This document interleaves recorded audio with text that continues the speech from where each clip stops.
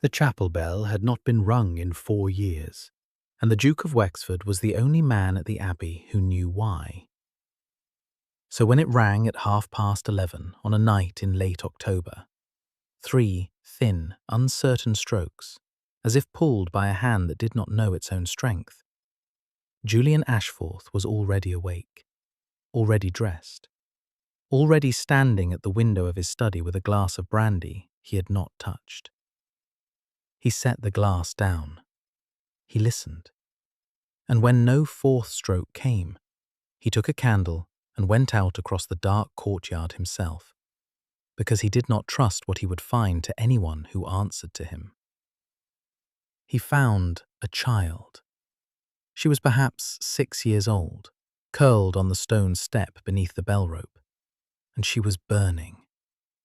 He knew it before he touched her, knew it from the way the heat came off her small body into the cold chapel air, from the wet rattle of her breathing, from the way her eyes opened and did not see him at all. In one fist she held a small, carved bird, a robin. She would not let it go, even in her sleep. "Whose are you?" the Duke said. The child did not answer. She only turned her face toward the warmth of the candle and whispered a name that was not her own. He should have sent for the steward.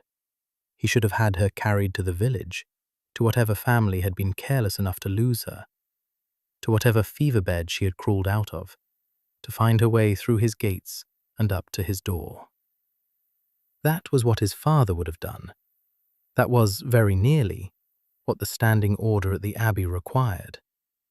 No petitioners at the door, no exceptions. The master is not to be disturbed. An order Julian had inherited 4 years ago, and had never once thought to lift. Instead, he gathered her up off the stone, bird and all, and carried her inside. That was the first wrong thing he did, by the reckoning of the man he had been that morning. It would not be the last. By 1 o'clock, the village physician had come and gone, leaving behind a grim face and a list of instructions that amounted to wait and pray and keep her cool and do not hope too hard. The fever would break before dawn, or it would not break at all. He could do nothing more. He bowed to the Duke with the stiff terror of a man who has never been inside such a house, and he left. The household wanted to take over.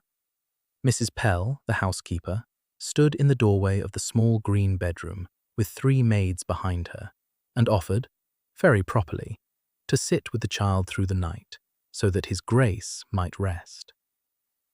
"No," Julian said. "Your Grace, it is hardly—" "No," he said again, and something in his voice closed the matter. So they brought him a basin of cool water and clean cloths and a second candle, and they left him there, and they did not understand it, and neither did he. He had not sat at any bedside in his life. He had not held a single human being since he was 23 years old, since the night he pulled a stable boy out of a burning tack room and earned the white scar that still ridged the back of his left hand, and learned, in the cold weeks after, when no one thanked him and his father called it a reckless waste of a duke's son, that caring for a thing only taught you how much it cost to lose it. He had been very careful, for 12 years, to care for nothing. Now he wrung out a cloth and laid it against a stranger's child's forehead, and when she shivered, he gentled her. And when she cried out in the thin grey hours, he found himself talking to her. Low, steady, nonsense. The kind of murmur a man does not know he has in him until there is no one awake to hear it. The robin stayed in her fist. Some time past 3, he eased it loose to wipe her hands, and in the candlelight he saw the carving properly for the first time. The round breast, the copped head, the particular way the wingtip curled back on itself. He had seen that bird before. He could not think where. The fever broke at dawn. It broke the way the physician had said it might. All at once, a hard sweat, and then a sudden cooling, the rattle easing out of her chest between one breath and the next. Her skin went from fire to merely warm. And then, as the first grey light came through the green curtains, she opened her eyes. And this time, she saw him. "You're not Aunt Meg," the child said, with the flat honesty of the very young. "No," said the Duke of Wexford, who had not slept, whose back ached, whose throat was raw with 12 hours of murmuring. "I am not." "Where is she?"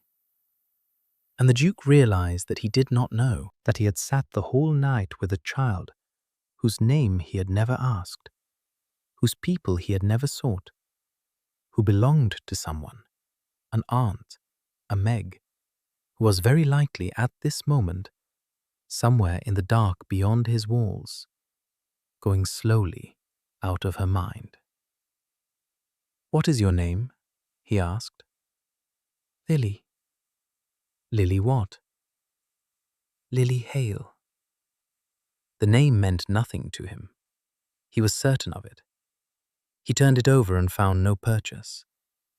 And so it was with an easy conscience, the last easy thing he would feel for a long while, that he sent for his steward at 6 in the morning and said, "Find out who this child belongs to, and send word that she is safe."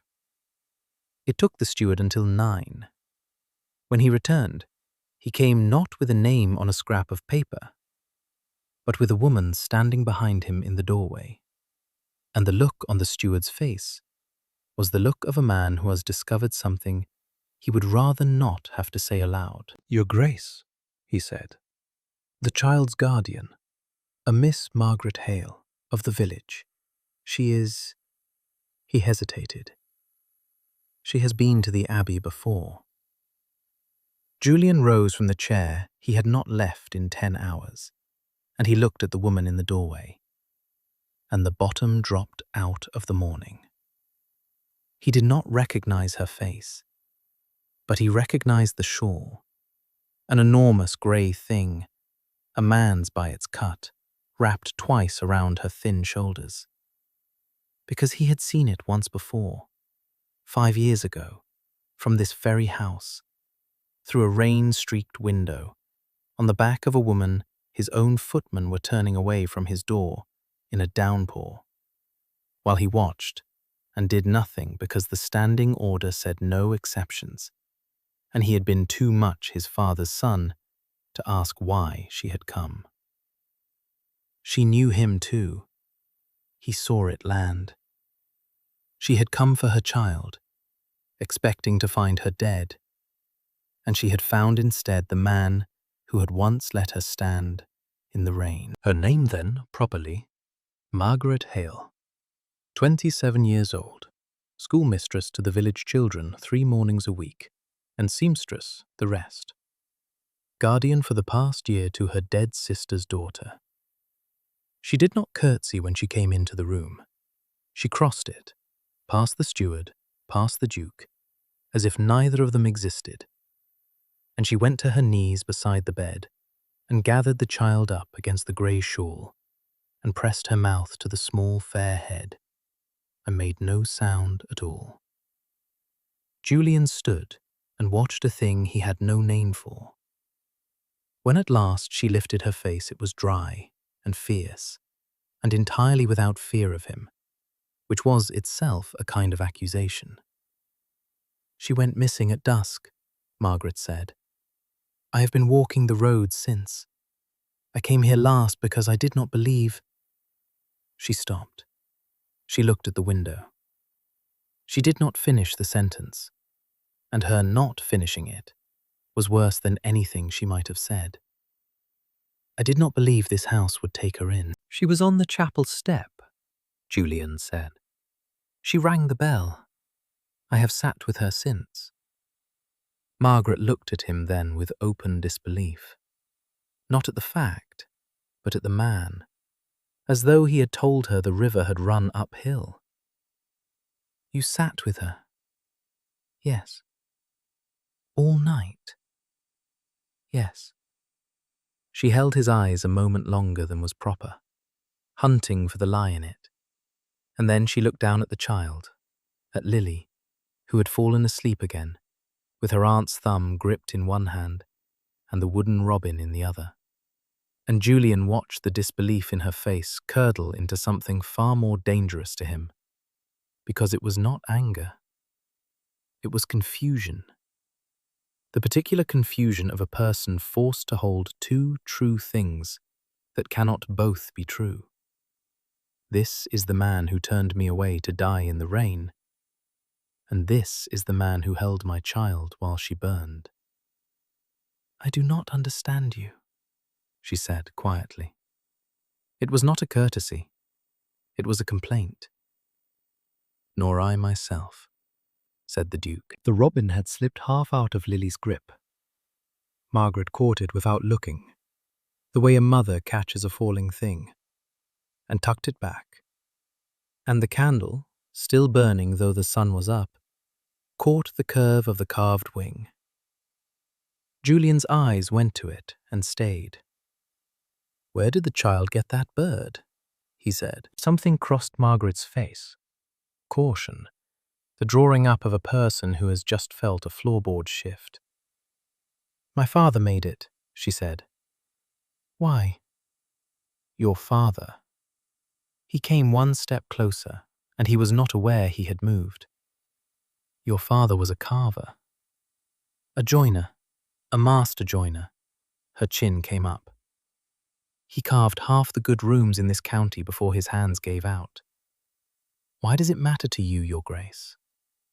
But Julian had crossed to the window already, because he could see, from the green bedroom, the grey roof of the chapel across the courtyard. The chapel he had carried the child out of 9 hours before, and he was thinking of the screen behind the chapel altar, the carved oak screen his father had commissioned the year before he died. The screen worked all over with leaves and birds, and one bird in particular, low on the right-hand panel, a robin with its head cocked and one wingtip curling back on itself, that he had looked at every Sunday of his boyhood, and never once thought to wonder who had made. "What was his name?" Julian said. "Your father."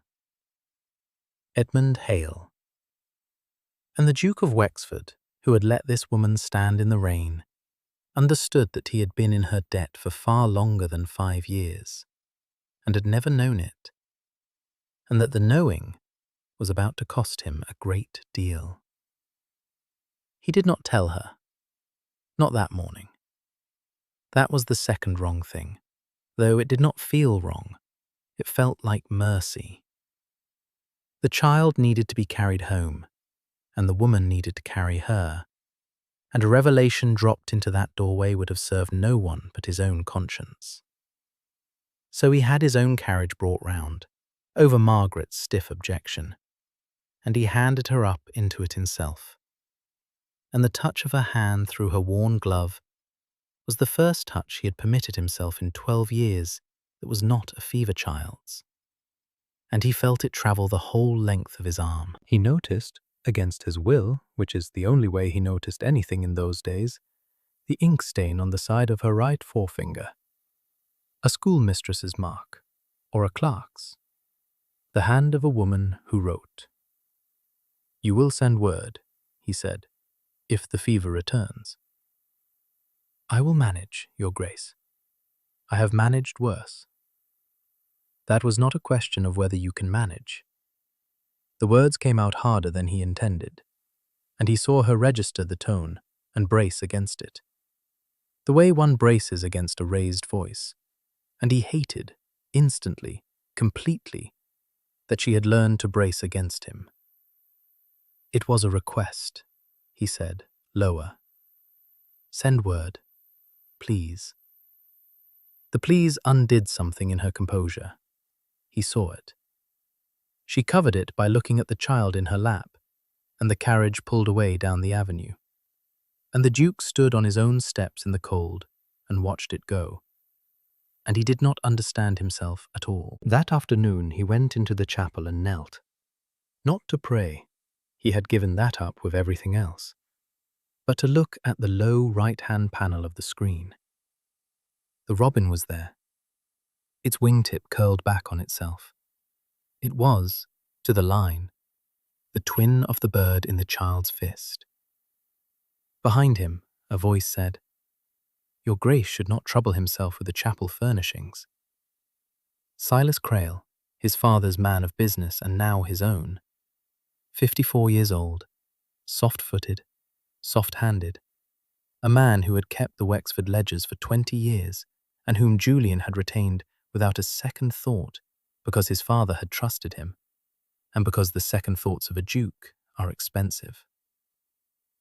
Crail stood in the chapel doorway with his hands folded, and his eyes were on the carved panel. And there was something in his stillness that Julian, even distracted, even half undone by a night without sleep, marked and filed away. "Who paid for this stream, Crail?" "The late Duke commissioned it, Your Grace, the year before he died." "From whom?" A pause, the smallest pause. "I should have to consult the accounts." "Then consult them," said Julian, "and bring me what you find." Crail bowed and withdrew, and the next morning he brought a single sheet, a fair copy, in his own neat hand, showing the chapel screen paid for in full to a firm of craftsmen in the county town. No name, the sum modest, the account closed. It was a lie. Julian did not yet know it was a lie. But he had spent his life among men who told the truth and noticed, now, the particular smoothness of a thing too tidily closed. He kept the sheet. He did not say so. The fever did return.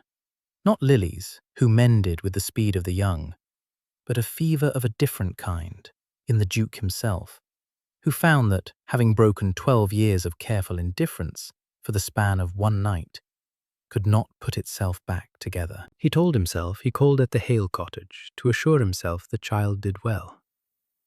He called 4 times in 9 days. By the third call, even Mrs. Pell had stopped pretending to believe him. The cottage was small and clean and very poor.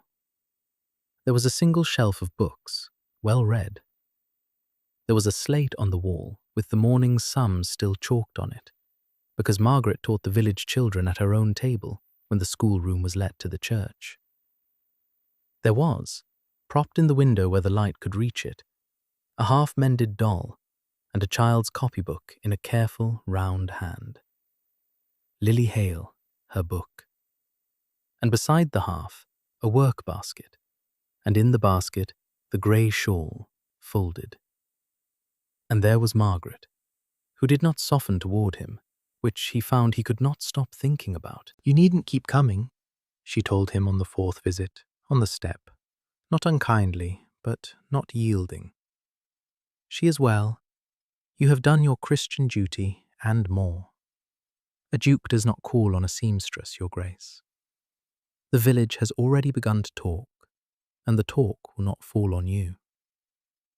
It was the truest thing anyone had said to him in years, and it stopped him cold. She was right. He, who had been raised from the cradle to think first of reputation and consequence, had not once thought of hers. A man of his rank calling repeatedly at the cottage of an unmarried woman, of no family. In the village's eyes, there was only one explanation for it. And it was an explanation that would cost her everything, and cost him nothing. His father's son would have known that on the first visit. "I have been careless of you," he said slowly. Again. The again hung in the cold air between them. She heard it.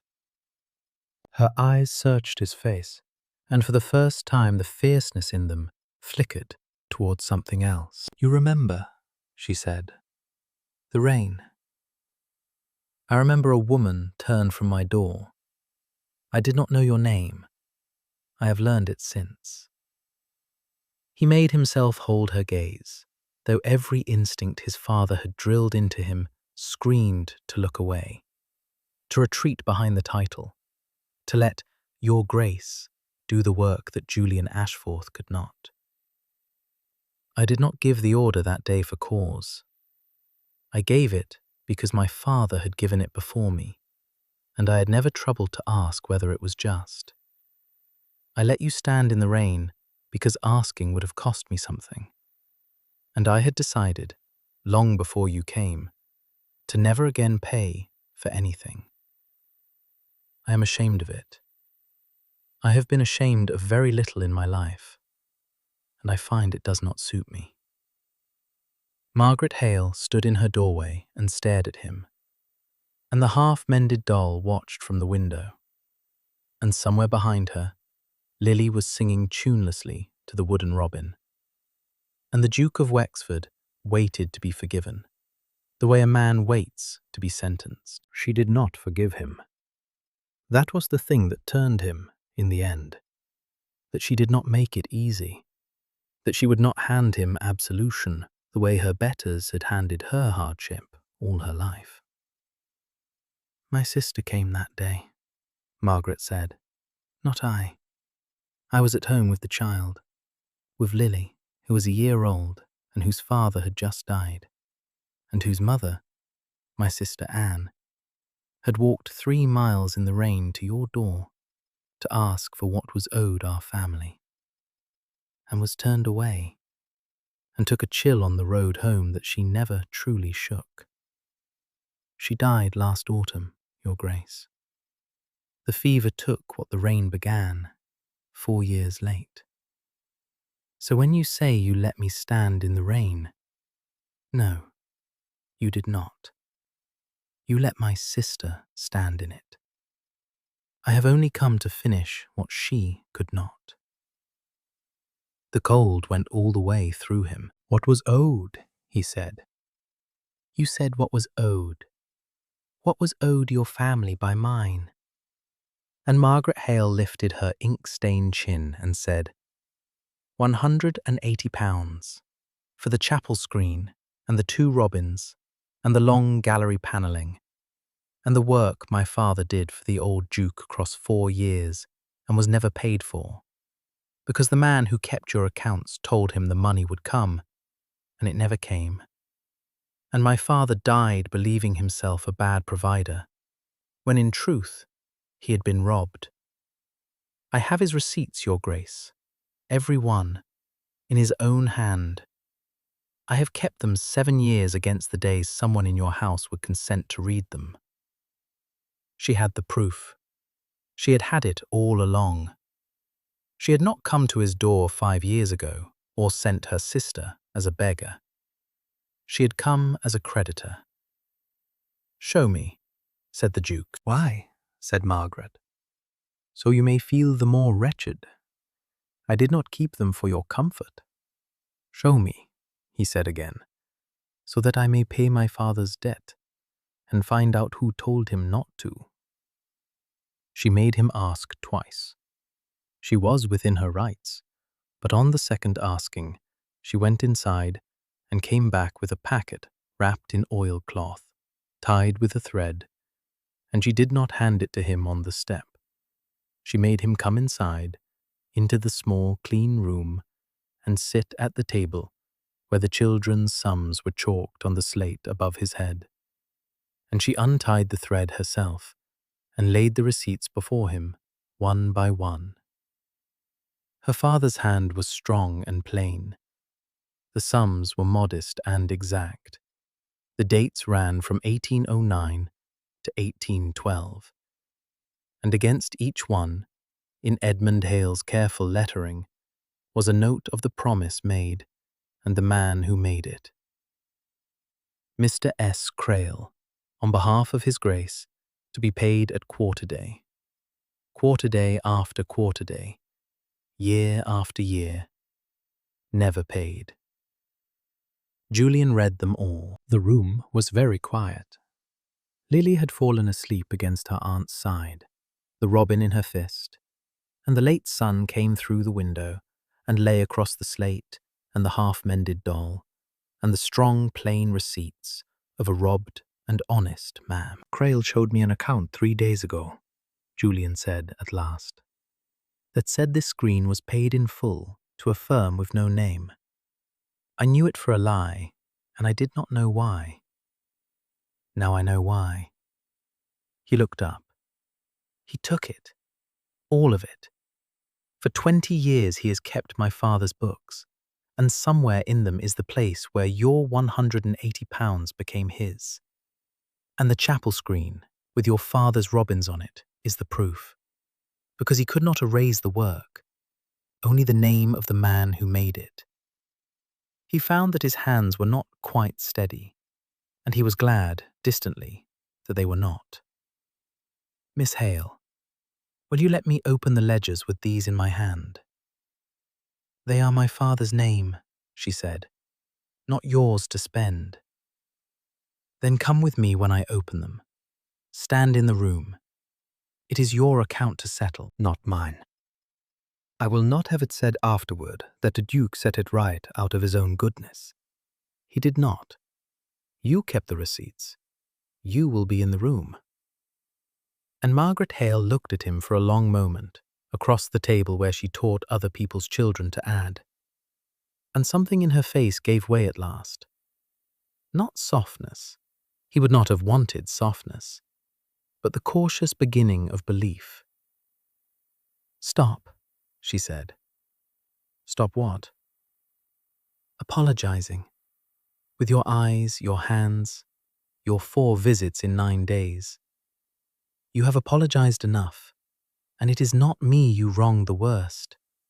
It is a dead woman you cannot reach. So stop. She drew a breath. And tell me, plainly, what you intend to do. It was the moment he fell, though he did not say so for another month. Not because she had forgiven him, because she would not let him hide behind the apology. Because she required of him, as no one in his gilded life had ever dared, that he act. I intend, said the Duke of Wexford, to ruin Silas Crail. With you in the room. Tomorrow. He did it in the long gallery, the room Edmund Hale had panelled, and he did it with witnesses, which was the only way it would hold. He summoned Crail on a pretext, and he had the estate's solicitor present, and the magistrate, Sir Henry Carr, who happened to be the nearest justice and the greatest gossip in 3 parishes, which suited Julian precisely, because what is done before Sir Henry is done before the county by Sunday. And he had Margaret Hale seated, with her father's receipts in the oilcloth packet on her lap, and the carved robin set on the table before her, where the light could catch it. Crail came in soft-footed and saw the company, and understood, the way a fox understands a cleared wood, that something had changed. But he was 20 years practiced, and he composed himself, and he bowed. Mr. Crail, said the Duke, this is Miss Margaret Hale. Her father was Edmund Hale, joiner, who carved the panels you are standing beside, and the chapel screen, and the robins. You will remember the name. You wrote it often enough. Mr. S. Crail, on behalf of His Grace, to be paid at quarter day. He let the words fall one at a time. £180, Crail. Promised across 4 years and never paid. I have the receipts in this room. I should like you to explain, before Sir Henry, where the money went. The colour left Crail's soft face, but he was not finished. Men like him are never finished, while there is a single lie left in the bag. Your Grace, these are old village matters, a confusion of accounts, a craftsman's grievance. The man is years dead and cannot— The man is years dead, said Margaret Hale, rising, because he was robbed, and broke his heart over it, believing the fault his own. And she did the thing Julian had brought her there to do, the thing he had refused to do for her. She crossed to the table where Sir Henry sat, and she laid the receipts before the magistrate, one by one. Her father's strong, plain hand, the dates, the sums, and against every one of them the name Crail, Crail, Crail. And she said, in the clear, carrying voice of a woman who has taught restless children to attend, "He signed the promise himself, sir, 12 times across 4 years. The Duke who is dead never knew. The Duke who is living did not know until I showed him. But this man knew. Every quarter day he knew, and every quarter day he kept my father's wages and let him die, thinking himself a failure. Read them yourself. The hand does not lie, even when the man does." Sir Henry read them.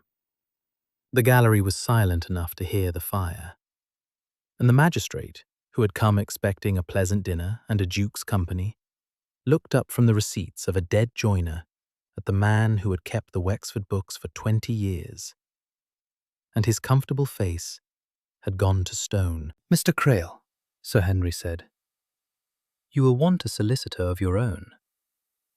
It was done, not by the Duke's hand, by hers, with his rank only the room she had been given to stand in. Crail was taken into the magistrate's charge that night. The ledgers, opened, gave up not £180, but the better part of 4,000, skimmed across 2 decades from craftsmen and tenants and tradesmen who had each, like Edmund Hale, gone away believing the fault their own. The Duke of Wexford had been robbed for 20 years, and had been too much his father's incurious son to notice. A seamstress with 7-year-old receipts had noticed for him. Across the gallery, as Crail was led out, Margaret Hale's eyes found Julian's. She did not smile, but she inclined her head once. The acknowledgement of one person who has done a hard thing to another, who has, at last, done his part. And the Duke of Wexford felt it more than he had felt anything in 12 years. He thought foolishly that the hard part was behind them. He was wrong, and the manner of his being wrong was his own fault, which by now will surprise no one.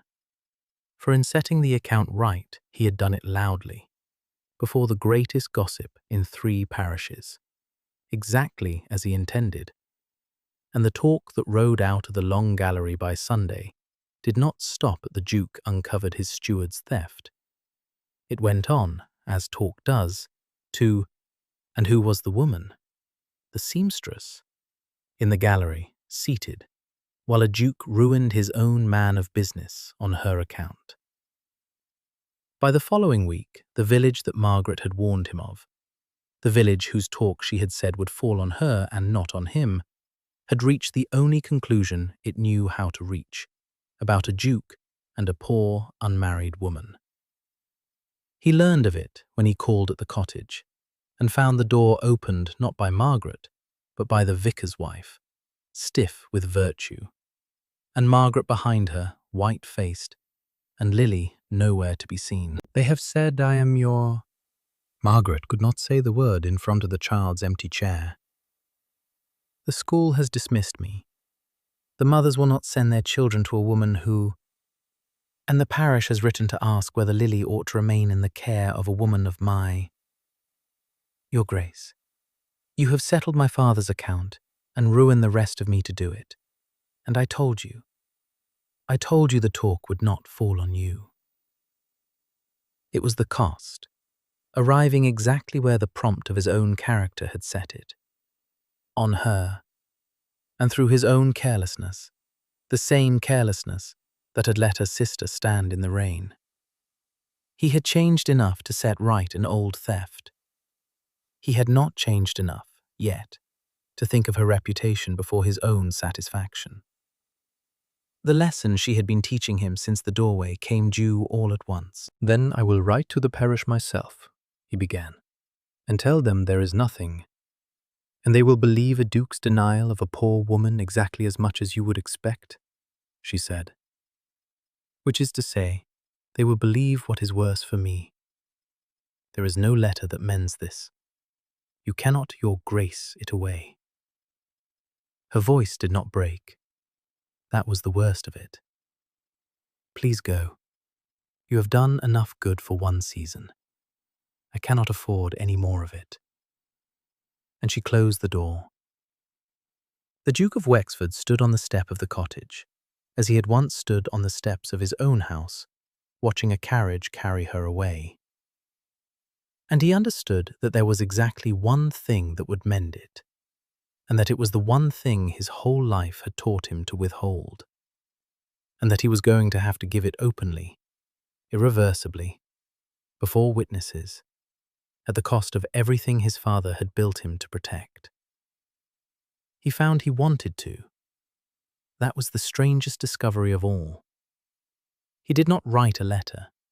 He had learned at last what a letter was worth to a woman whose sister had walked 3 miles to deliver one in the rain. He came in person, on foot, through the village, in the middle of the market morning, when the whole place could see him.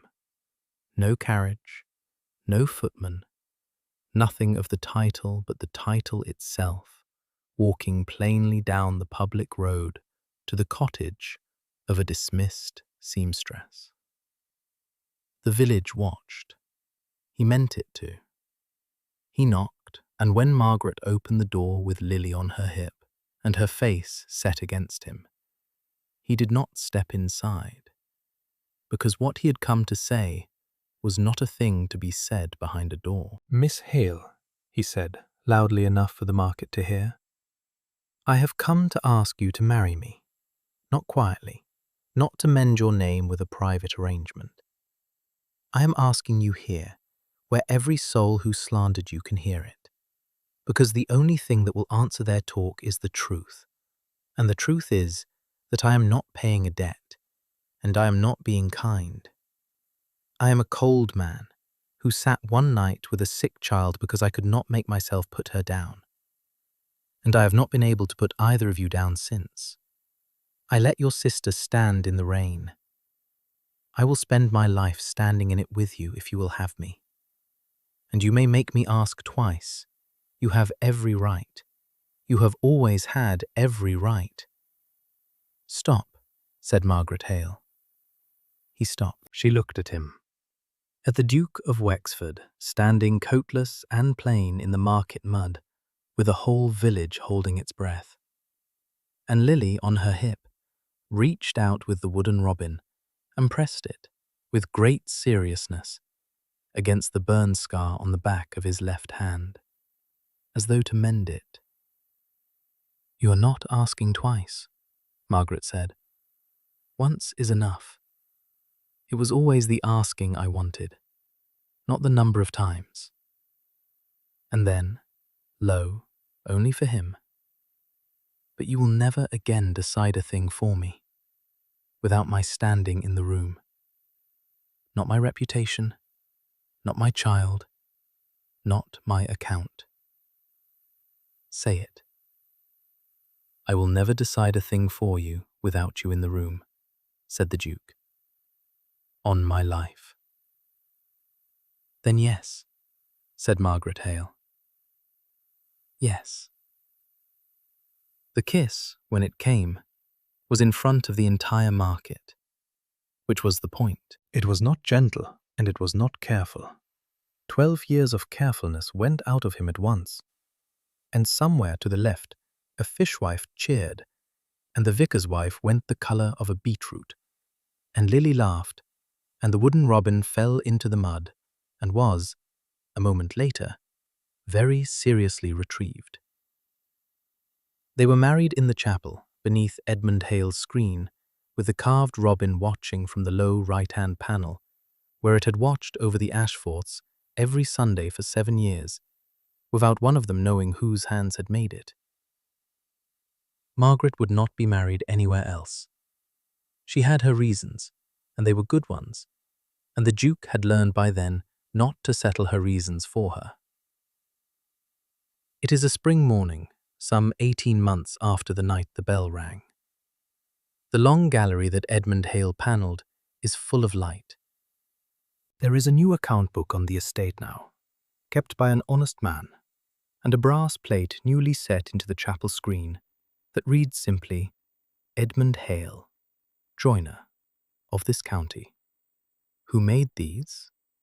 Margaret saw to the wording herself, and would not let Julian add a single flourish to it. Silas Crail was tried at the Spring Assizes, and transported for 14 years. He is somewhere on the far side of the world now, keeping, one imagines, somebody else's accounts, under a closer eye than he ever kept the Duke's. The Duchess of Wexford still has ink on the side of her right forefinger most mornings, because she teaches still. The village children come up to the Abbey now, to the long gallery, and learn their sums beneath the panelling her father carved. And no mother in the parish would dream of keeping a child from the Duchess's table. The great grey shawl that was her father's hangs on a peg by the gallery door.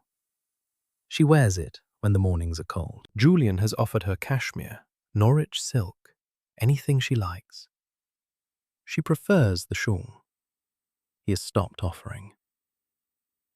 Lily is 8 and reads aloud badly and bravely, and calls the Duke Papa now, which she began to do without asking anyone's permission one ordinary Tuesday, and which undid him so completely that he had to leave the room.